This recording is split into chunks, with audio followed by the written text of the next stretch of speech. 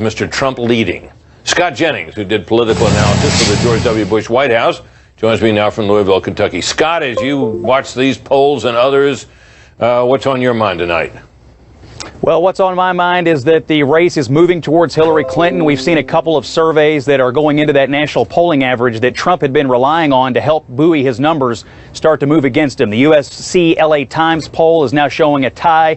We've spoken of it before. It's been very pro-Trump. Rasmussen now has Hillary Clinton leading by 4. That's been friendlier to Trump as well. So right now, the national polling average is moving against Trump, and we're seeing that also play out in some battleground states. Yeah, we don't really have much of a set of polls that are post-debate, do we? So I suppose the Trump team can hope that when the debates are out and all the sample was taken after the debate, that he might do a little better. Yeah, there's some people talking about the final night of the NBC News Wall Street Journal survey. There were 200 interviews conducted the night after the debate, which showed Hillary Clinton with just a 2-point lead. So there are some people that are waiting to see if more nights post-debate will help Trump. He needs the help, and he needs it among Republicans. Right now in the Reuters Ipsos national survey, he's just at 77% of his own party. Interestingly, Hillary was only at 79% of her own party. She was up 7 in that survey. So both candidates, I think, are dealing with things in the news that are hurting them with the most partisan pieces of their base. Yeah, it looks as if Trump is suffering from, obviously, that tape, and she's suffering from WikiLeaks, right? That's exactly right. Yeah, she's got some things in the WikiLeaks situation that are definitely hurting her with some of the more liberal elements of the Democratic Party. And so if you're Donald Trump right now, getting the Republicans back up to somewhere near 90% and trying to find a way to hold Hillary into the 70s or low 80s among Democrats would be a good strategy. There's not a lot of time left to do that. People are casting ballots in Ohio and other places, but that's one way to look at it tonight for the Trump campaign. And when you think about that, Scott, it suggests that Trump can't maybe thinking just as you are about this, because he keeps on pounding away at her when he's not pounding away at his fellow Republicans in such a way that it doesn't appear at this point, at least, that he's trying to build a lot of support for his own programs and his own ideas as much as it is that he's trying to tear away at her support.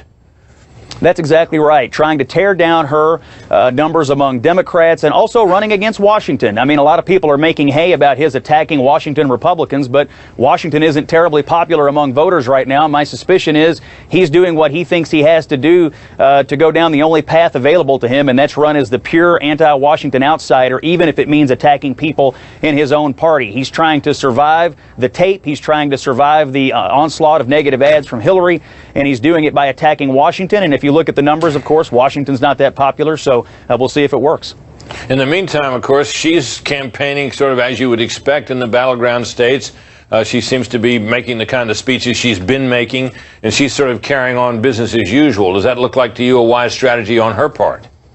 Yeah, college basketball fans know this as the four corners offense. It's boring, and it's a gambit to try to just hold on to a lead late in a game. The problem is so few people view her as honest and trustworthy. So few people actually want her to be the president that it strikes me she needs to press the advantage a little bit more than she is. She's never been very good with a lead. She lost a lead against Obama in 2008. She lost a lead against Sanders in this primary, and she's lost leads before to Trump in this general election. So not pressing her own program aggressively and not being aggressive with Trump may come back to haunt her, especially when you consider that she's lost some support in some polls among Democrats that have come out since the debate.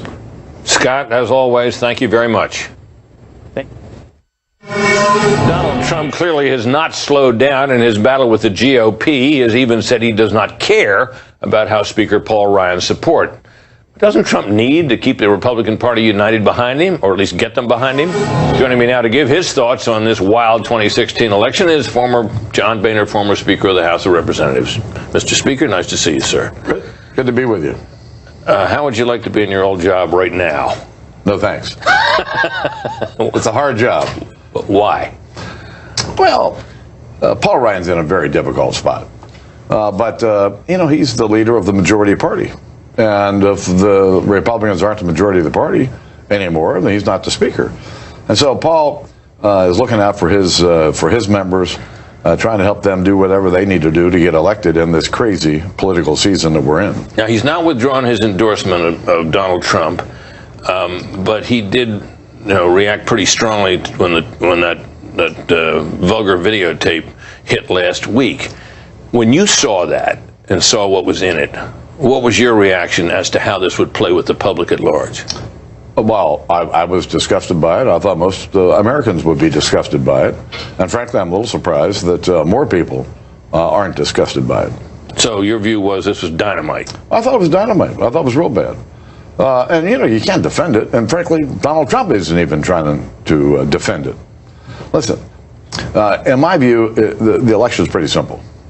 The legislative process, the political process in Washington is at a standstill and will be regardless of who wins. And the only thing that really matters over the next 4 years or 8 years is who's going to appoint the next Supreme Court nominees.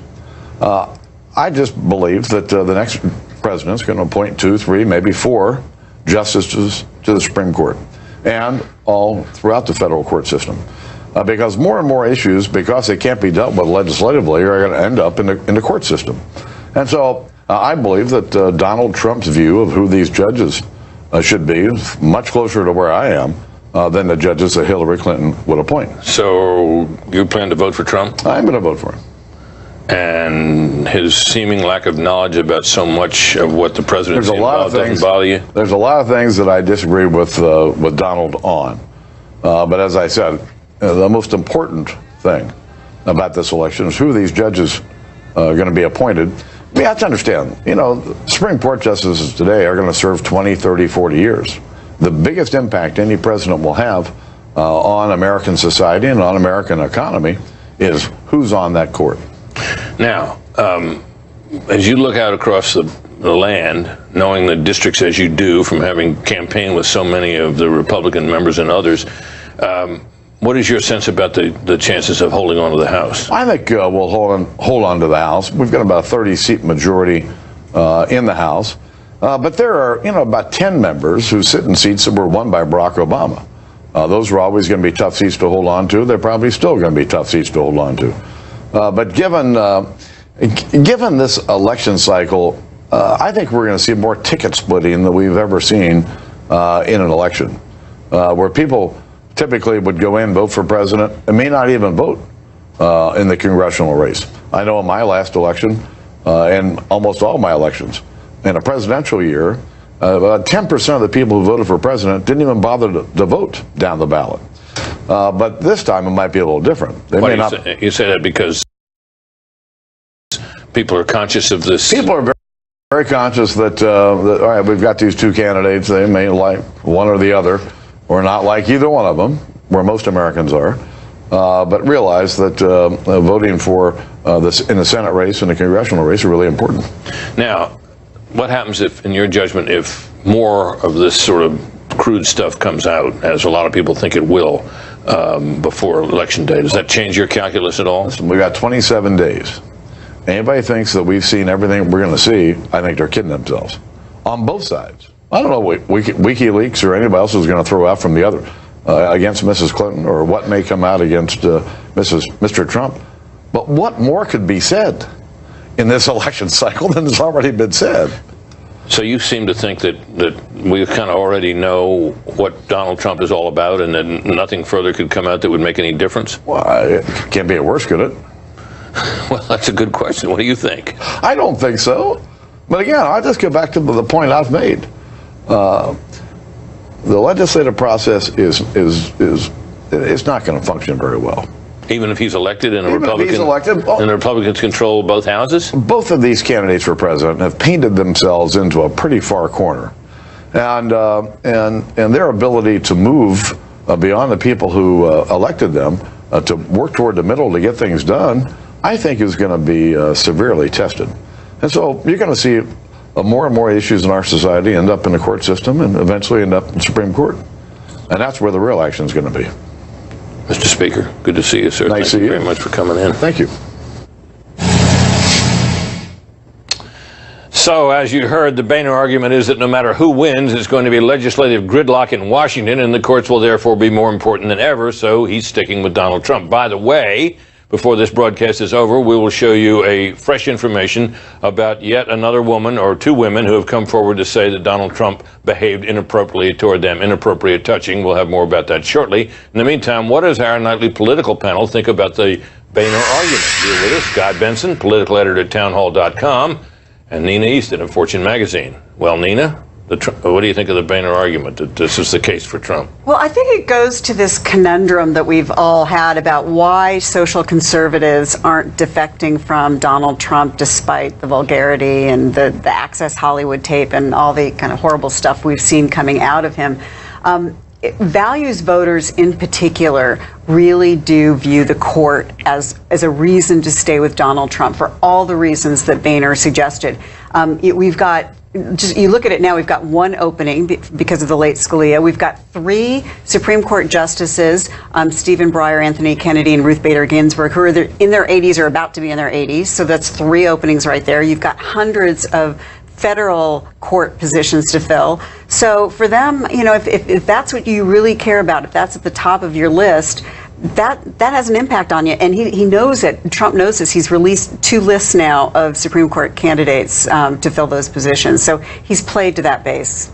Okay. I wasn't surprised to see Boehner standing by Donald Trump. I mean, Boehner's a part of the establishment. Much of the establishment lined up behind Donald Trump. But he's freer now than he's ever been. He is. And you could tell I could tell just from the body language that he's very glad he's not in that job now. You heard what he said when I asked him that question. Happy-looking man on that count for sure. But he's also someone who called Ted Cruz Lucifer, you know, towards the end of the campaign. Well, he had a lot of dealings with he did. So anyway, the establishment in many cases actually backs Donald Trump. I think that's one misunderstanding. But as for the court argument, I think it is the best conservative case to make for staying with Donald Trump and supporting Donald Trump. And no one could have really framed it any better than Hillary Clinton at the debate on Sunday night. She was asked about the Supreme Court, and she gave her top priority. She said, I want to overturn Citizens United, which would restrict the First Amendment. By the way, she did not mention the Constitution once in this response.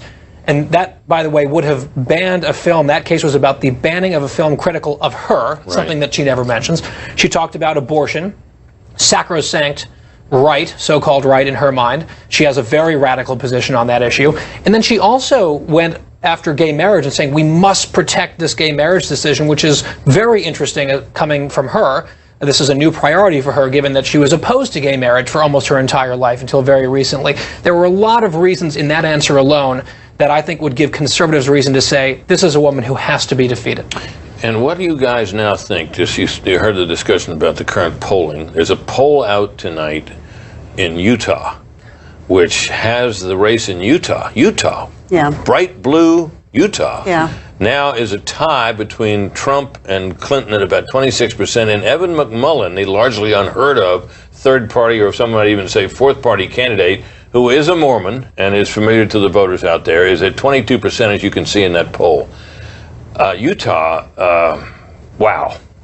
Utah's been an interesting state in all of this because Mormons have, during the primary season, of course, had a lot of trouble supporting Trump. I mean, there's a lot of concern among Mormons. But he was way up there not long ago. But he was way up there, and it is an interesting state to watch. It was interesting, the other polls that came out, by the way, it's interesting that the LA Times poll, which has always been this very strange outlier showing a lead by Donald Trump, is now a tie.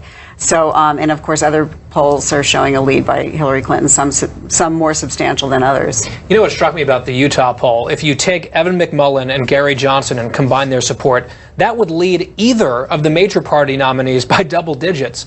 And so you think about why, if this poll is remotely correct, why might that be? I think the answer is, I've been to Utah a few times. People from Utah tend to be honest, decent people. Yeah. And for those reasons, they're not very big fans of Hillary Clinton or Donald Trump, who is dishonest and indecent, respectively. Yeah, right.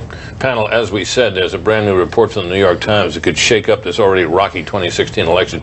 2 women have now come forward to the Times and said that Donald Trump touched them inappropriately. One of the women, Rachel Crooks, was 22 years old in 2005 when she says she met Donald Trump in Trump Tower. But after they shook hands, Crooks says Trump, quote, kissed me directly on the mouth, end quote. She went on to tell the Times that, quote, it was so inappropriate. I was so upset that he thought I was so insignificant that he could do that. The other woman, Jessica Leeds, says Trump assaulted her while sitting next to him on an airplane in the 1980s. She described the incident to the New York Times. Watch. It was a real shock when all of a sudden his hands were all over me. He started encroaching on my space. And I hesitate to use this expression, but I'm going to. And that is, he was like an octopus. It was like he had 6 arms. He was all over the place. And if he had stuck with the upper part of the body, I might not have gotten that upset. But it's when he started putting his hand up my skirt. And that was it. That was it.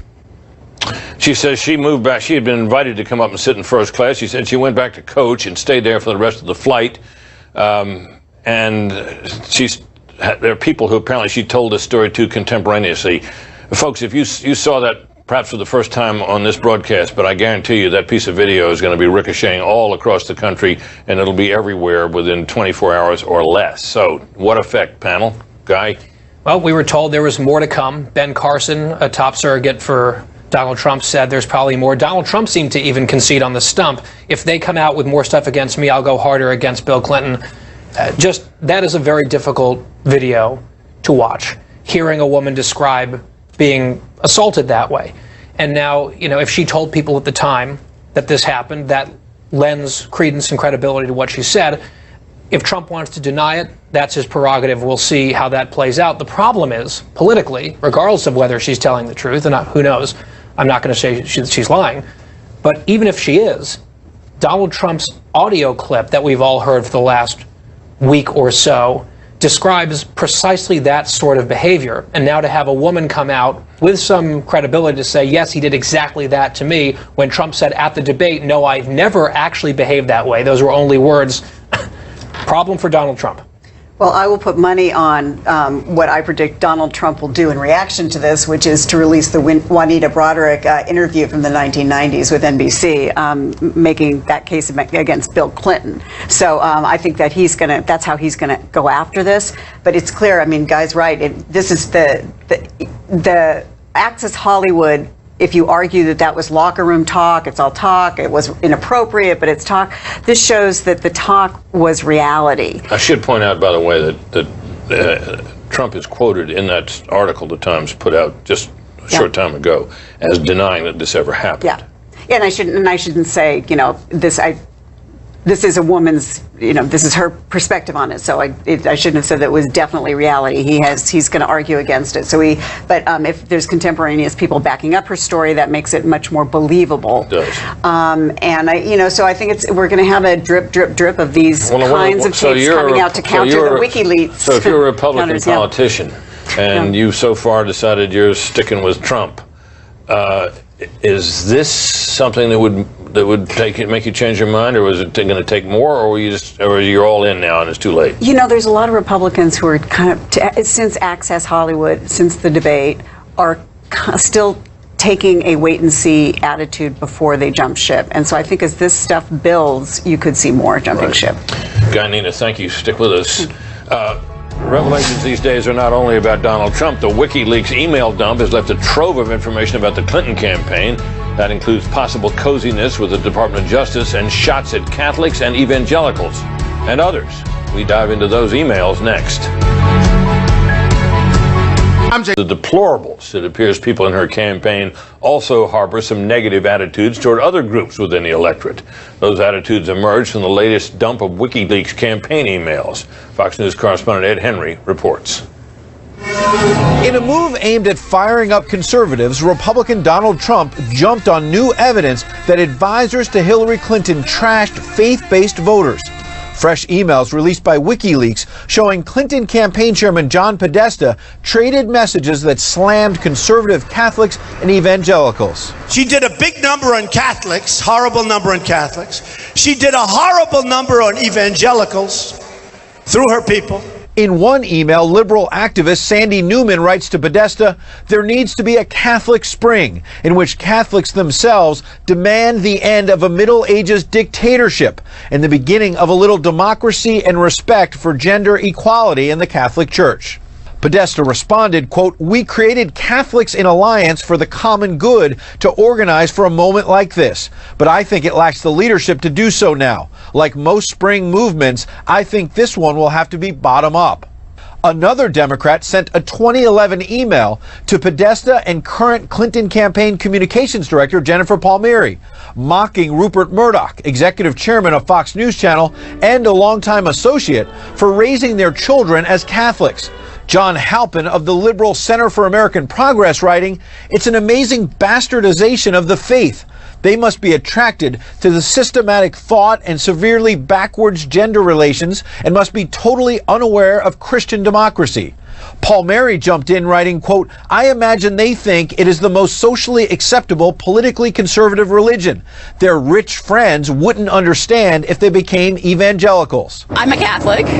I don't recognize that email that we saw. And this whole effort is led by the Russians. The Russians, ones that orchestrated this hack. WikiLeaks, however, does not have a track record of altering documents. And today, the Trump campaign organized Catholic leaders like former U.S. Ambassador to the Vatican, Jim Nicholson, to demand Palmieri be forced out. It sort of left me gasping to hear them say these things in such a callous, disdainful way about me, about my family, about 75 million Americans. Indeed, Catholics make up 25% of the electorate.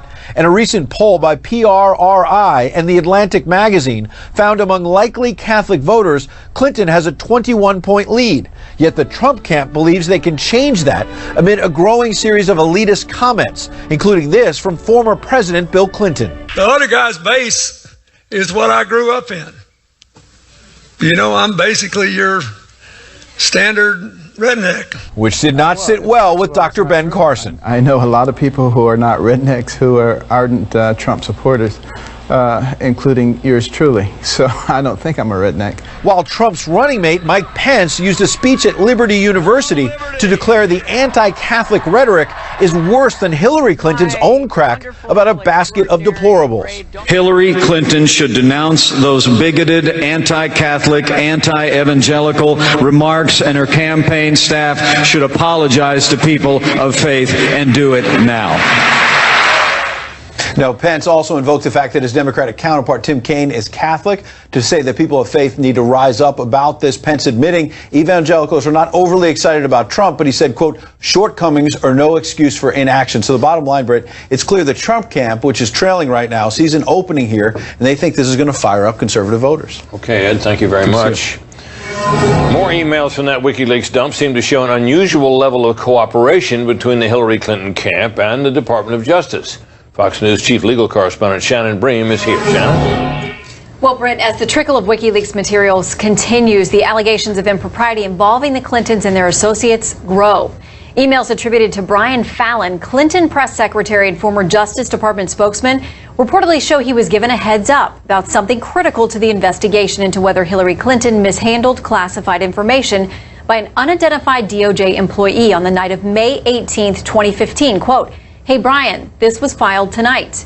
14 minutes later, Fallon emailed Clinton confidant Cheryl Mills. DOJ just filed a briefing saying the government proposes releasing HRC's cache of work-related emails in January 2016. And now, along with battling the appearance of potential coordination with the DOJ during its ongoing investigation, there are also emails linked to the Clinton Foundation. In December 2011, an email WikiLeaks attributes to Chelsea Clinton shows her serious concerns about a private firm run by Doug Band, a top aide to former President Clinton and Clinton Foundation officer. Chelsea wrote that her father would be, quote, "horrified by the way the firm was drumming up business overseas using the Clinton name." The Clinton campaign has repeatedly denied there was ever any pay for play connected to her time as Secretary of State. There was no quid pro quo or anything like that here. No evidence of any behavior, any relations with the Clinton Foundation that weren't completely above board. And in this case, it's likely that what they were dealing with during many of these calls was the immediate aftermath of the Haiti earthquake. But the Trump campaign is not missing the chance to go back and revisit that issue of pay to play. Here's a bit of a new ad along those lines. Pay-to-play politics. Staggering amounts of cash poured into the Clinton Foundation from criminals, dictators, countries that hate America. The Clinton campaign goes on to say that it has not gone through all these emails. It's not verifying what's legitimate and what's not. But, Brit, we're also seeing a lot of non-denials about many of these conversations. They keep saying they're from Russia. The Russians did this, but they're never saying that the Russians did this and they're fake, right? We haven't heard that yet. Okay, Shannon, thanks very much. New information out about 2 women accusing Donald Trump of harassment. Donald Trump just responded. Carl Cameron reports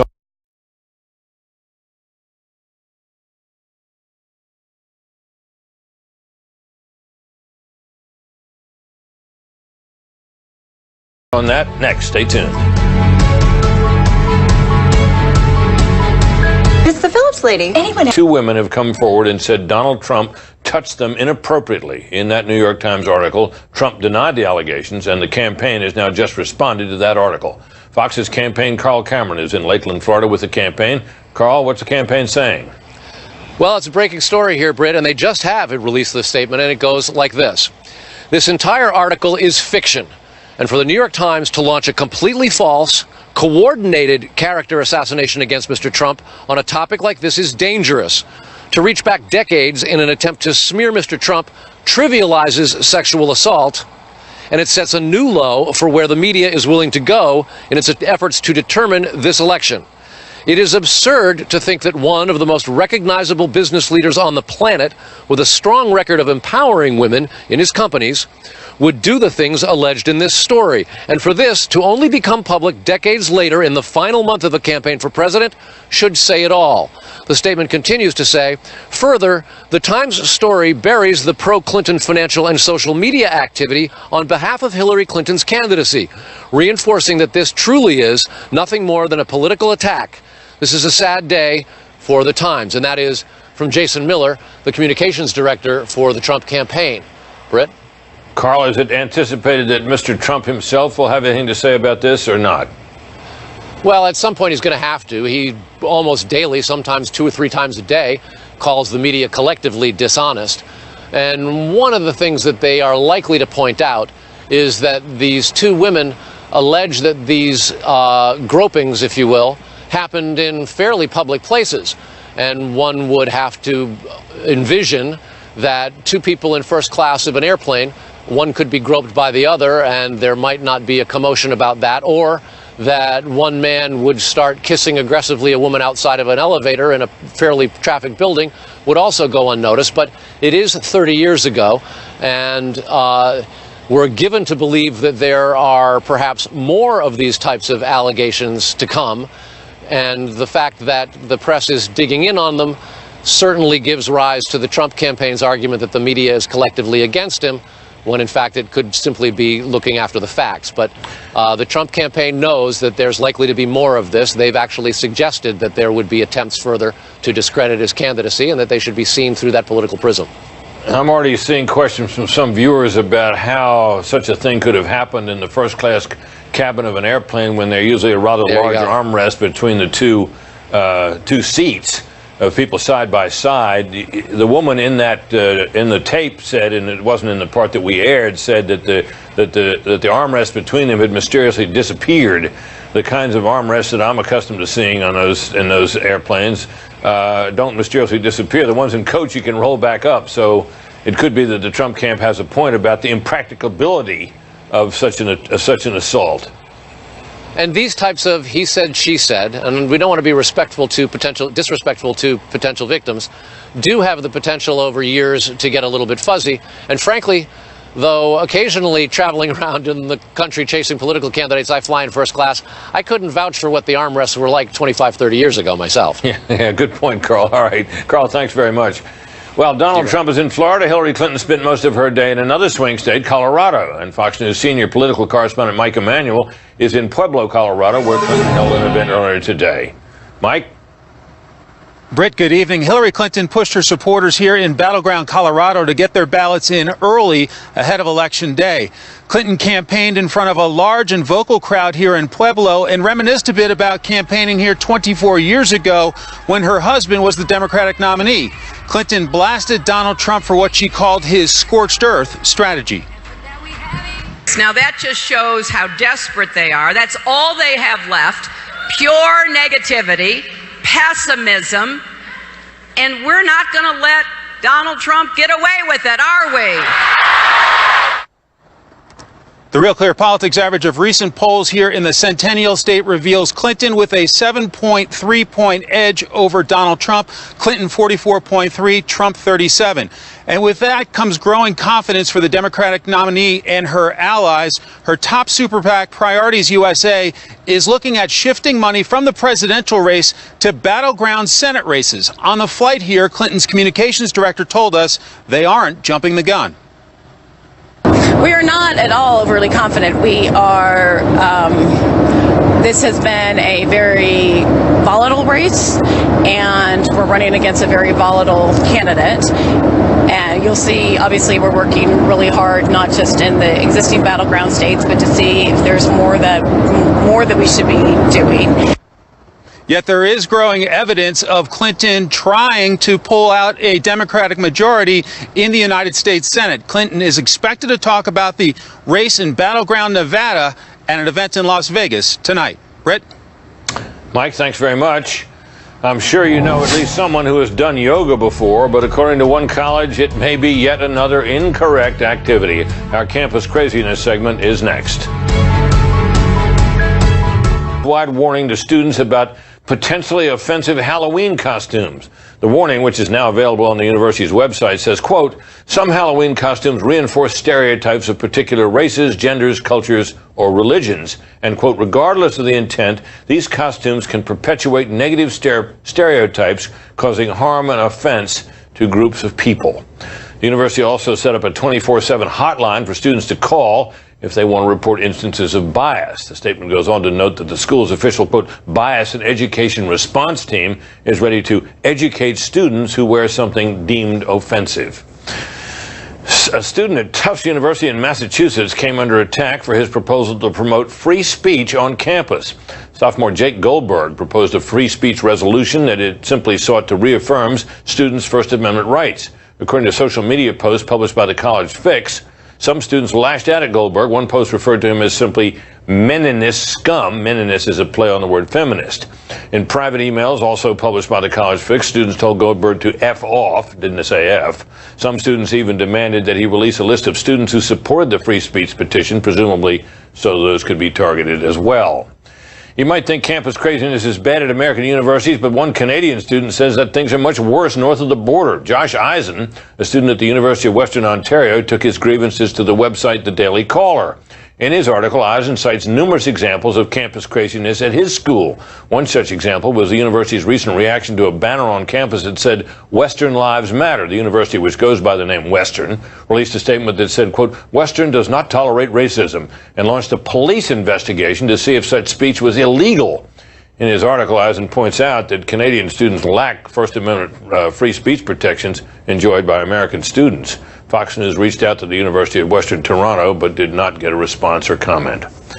Barnard College in New York will host a lecture series on power, privilege, and oppression.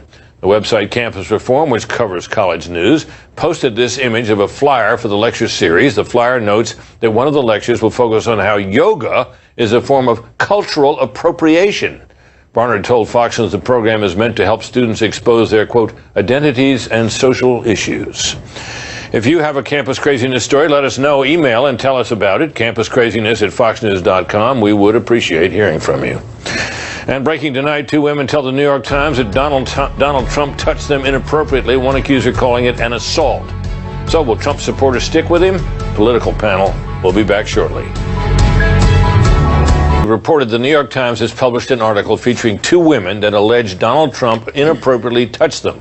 Trump himself has denied the allegations in the article, and his campaign just responded with a statement that reads in part, quote, "This entire article is fiction, and for the New York Times to launch a completely false, coordinated character assassination against Mr. Trump on a topic like this is, quote, dangerous." We should also point out one of these allegations is from 30 years ago. Now, with TMZ reporting today that NBC planned to hold the video until last Friday, the one we all saw last week, so they could influence the debate, it is only fair to ask if the New York Times has been holding this story. Our nightly political panel is back. I'm Benson, political editor at Town Hall.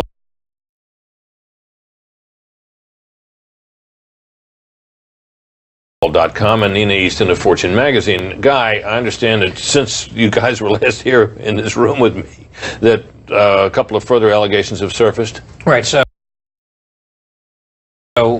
just coming across Twitter. But it's the Palm Beach Post and Trump groped them. One, I guess, more recently. One.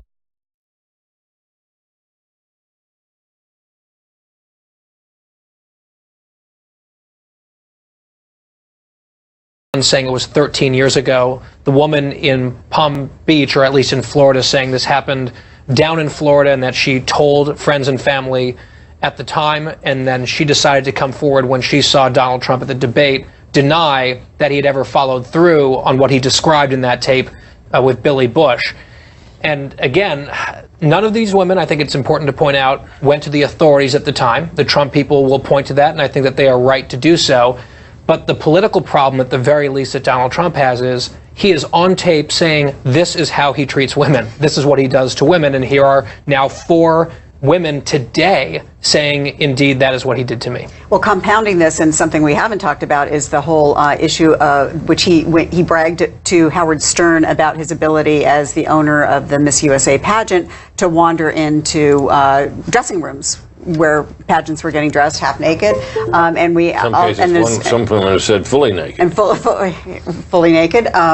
And there are reports that came out today and yesterday that this also was the Miss Teen USA pageant, where you have girls as young as 15, and he walked in, and there are some pageant candidates on the record talking about that. So the whole swirl of this is not good for Donald Trump, but he is going to keep pushing back on it. Well, no doubt about that, and I suspect we'll hear more from the campaign over the next 24 hours about that. Something that probably needs to be discussed here is the effect of things like this on a campaign are twofold. It is the seriousness with which the people take the allegations, but it is also the effect that allegations like this have on a campaign's ability to get out whatever other message it's trying to communicate. So when you're in the midst of one of these firestorms, and this is bound to generate another one or further the one that's already going on, you want to talk about your education plan, or your tax plan versus her tax plan, or Hillary Clinton's weaknesses on this and that. That stuff is drowned out. This is going to be what makes the news, and his response to it will make the news, right? And it also drowns out the WikiLeaks controversy over Hillary Clinton. More people are going to understand this, relate to this, than they are about the dodging and calculating that goes on inside her campaign, or for that matter, what one of her aides might have said about Catholics. I mean, it trumps all of the stuff that might have hurt. No pun intended. No pun intended. No pun intended. And isn't it a coincidence that Donald Trump's ability to get billions of dollars of uninterrupted, basically unchallenged airtime just expired as soon as the Republican primary ended? Look at just the last day. It's 4 women, 3 different news outlets. I would be astonished if the Democrats were not behind some of this. This feels coordinated. The media had some of this stuff. NBC apparently sat on the tape. Look, I'm not going to defend what Donald Trump said in that tape at all. It cannot be defended. But if NBC and TMZ reported this, if NBC and their executives had this information weeks or even months ago, and they held on to it to drop it when it had maximum electoral impact, that is not journalism. That story also said